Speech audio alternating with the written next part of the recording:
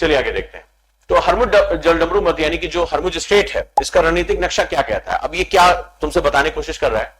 तो ये जो है दुनिया का 20% LNG यहां से आ रहा है, यहां से निकलने वाला 83% कार्गो सीधे एशियाई बाजारों में। तो सबसे बड़ी प्रॉब्लम है ये जो अमेरिका कर रहा है, वो मुझे लग रहा है एशिया को बर्बाद करने के लिए कर रहा है, क्योंकि माना जा रहा है, ये कहा गया था कि 21वीं सदी एशिया की सदी है। अमेरिका से वो पावर छीन रही थी, एशिया छीन रहा था, भारत चाइना सब छीन रहे थे।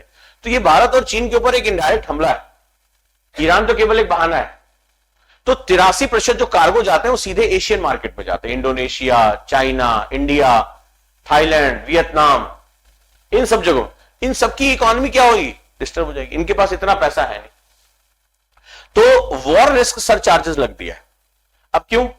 मैंने आपको बताया था मोस्टली जो कंपनीज हैं वो अमेरिका की हैं, तो इन्होंने एक सरचार्ज यानी एक्स्ट्रा इंश्योरेंस करने के लिए एक्स्ट्रा चार्ज लगा दिया। इसका नाम रखा वॉर रिस्क सरचार्ज, यानी युद्ध जोखिम सरचार्ज। यानी जितना उनका खर्चा आ रहा था उसके ऊपर उसने और एडिशनल जोड़ दिया, भाई कल को वॉर हो जाए फलाना। अब क्या हो गया, इतना महंगा हो गया, यहां से इतना कॉस्टली हो गया, यहां से आप कुछ निकाल के लेके नहीं जा सकते, बहुत महंगा हो गया। सो ये एक बहुत डिस्टर्बिंग जो है वो चीज हमारे साथ क्रिएट हो रही है। तो अब क्या होगा अगर हमारी जो नसें हैं, यानी कि जो हमारा सिस्टम वीन्स है जो पूरे इकोनॉमी का, अगर वो ब्लॉक हो जाएंगी तो क्या हो जाएगी? तो ये जो एक भौगोलिक पॉइंट है जो हरमुज है, ये पूरी दुनिया की जो खाद्य अर्थव्यवस्था है, भारत ही नहीं पूरी दुनिया की खाद्य अर्थव्यवस्था। मनीला चावल सेंड करता है, किसको बेचेगा? किसको ये सारे देश बेचेंगे? मसाले किसको बेचेंगे? जो आपका इंडोनेशिया और नीचे के देश है, किसको बेचेंगे? कहां से बेचेंगे? इन देशों में वॉर है, इनकी इकोनॉमी पता नहीं वो इकोनॉमी कितने साल तक खराब रहेगी। वॉर तो कुछ दिन की होती है, इकोनॉमी लंबे समय तक खराब हो जाती है। तो क्या क्या हो सकता है जरा देखें। अब आ जाओ, अगला संकट जो आने जा रहा है अमोनिया, बहुत इंपॉर्टेंट जो है वो इंडस्ट्री का एलिमेंट है अमोनिया, NH3। ठीक है, इसकी कीमतें $450 से बढ़कर $750 प्रति टन पहुंच गई।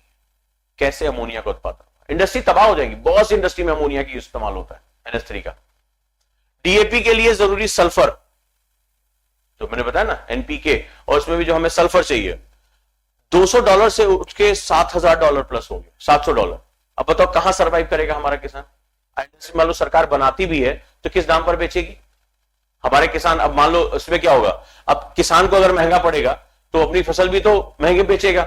उधर सरकार ने क्या बना रखा है? MSP मेंटेन कर रखा है। किसान तो फंस गया बेचारा, 50% आबादी फंस गई। अब मान लो अगर सरकार को दबाव में आके, जैसे आपने देखा कल नोएडा में हुआ परसों, तो ये सब क्या है? वो सब एक छुटपुट है भाई। वो कह रहे हैं हमारे वेजेस नहीं बढ़ रहे, हमारे वेजेस नहीं बढ़ रहे, हम महंगाई नहीं। उनमें क्या शब्द था कि हमारी महंगाई हमारा सब कुछ खा जा रही है, तो उसके इंपैक्ट आने शुरू हो गए। भाई मैं 15 रुपए की चाय पीता था, मैं 30 रुपए की चाय पी रहा हूं, मेरे जेब से गया ना 15 रुपए।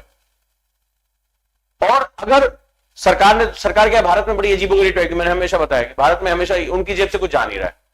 उनको तो अपना सैलरी वैल्यू, उनका तो 8 पे कमीशन, वो 9 के सपने देखने लगे। उनका अपना चल रहा, ऊपर नीचे दाएं बाएं हर जगह से वो मेंटेन रहते हैं। तो आपने अगर वेजेस के दाम बहुत बढ़ा दिए, नतीजा क्या होगा? जो इंडस्ट्रियलिस्ट है उसको तो हर तरफ से मार पड़ रही है ना, उसको उसकी इनपुट कॉस्ट भी बढ़ गई है, लेबर कॉस्ट भी बढ़ गई है। सरकार इधर सरकार गिद्ध की तरह बैठी हुई है। ये भी नहीं कि सरकार लाओ चलो मुश्किल टाइम में लाओ टैक्स कम कर दे, नहीं, सरकार को अपना खर्चा चलाना है। क्योंकि हमारे यहाँ क्या है, हमारा इलेक्शन, हमारा कॉन्सेप्ट जो होता है वो इलेक्शन जीतने के लिए लोकतंत्र है। हमारा लोकतंत्र की मजबूरी कि आपको इलेक्शन जीतना है भाई, सरकार रहेगी तभी आपको, तो उसके लिए वो क्या कर देंगे, वो उठाएंगे और फ्री बांट देंगे। लेकिन जो ये बताओ जो उत्पादक है उसकी तो ऐसी तैसी कर दी ना आपने। तो अब कई तरह के इसमें जो है मुश्किलें, बहुत तरह की मुश्किलें। तो किसानों को जो रोजगार मांगने वाले थे उनकी भी दिक्कतें थी कि भाई कैसे हम सरवाइव करेंगे। तो हर तरीके से प्रॉब्लम आनी शुरू हो गई है। समुद्री जहाजों का बंकर फ्यूल, जो बंकर में फ्यूल होता था, वो भी बहुत इंक्रीज कर गया। तो अब आप ये देखो कि ये दुनिया में इस तरीके से प्रॉब्लम इंक्रीज करती जा रही है। इनपुट कॉस्ट, ये सब क्या है? इनपुट कॉस्ट है, इनपुट कॉस्ट ये बढ़ती जा रही है भाई। कहां सरवाइव करोगे, कहां सरवाइव करोगे? अब जरा देख लेते हैं। तो भारत की अर्थव्यवस्था पे सीधा प्रहार कैसे? Direct impact on the Indian economy. तो अंतरराष्ट्रीय जब दाम बढ़ेंगे तो भारत सरकार का बजट प्रभावित होगा। क्यों? सरकार को जितना भी उसके पास है, अब 2024-25 के लिए देखिए, फर्टिलाइजर सब्सिडी का बोझ, जो फर्टिलाइजर सब्सिडीज सरकार किसानों को सब्सिडाइज फर्टिलाइजर देती है, 1.71 लाख करोड़ रुपए है। जो बजट हुआ था वॉर से जस्ट पहले जो बजट आया था 1.71 लाख करोड़ रुपए गवर्नमेंट फर्टिलाइजर पर सब्सिडी देती है। ऑब्वियस सी बात है, ये बढ़ेगा कि घटेगा? बढ़ जाएगा, सब्सिडी देनी पड़ेगी। सरकार किसानों को बचाने के लिए अंतर्राष्ट्रीय मूल्य वृद्धि का घाटा खुद सहती है, तो सरकार सहेगी, नहीं तो अनरेस्ट हो जाएगा, भारत में असंतोष पैदा हो जाएगा। तो ये वो बर्दाश्त करेगी, लेकिन जब बर्दाश्त करेगी तो क्या हो जाएगा? हमारा राजकोषीय घाटा बढ़ जाएगा।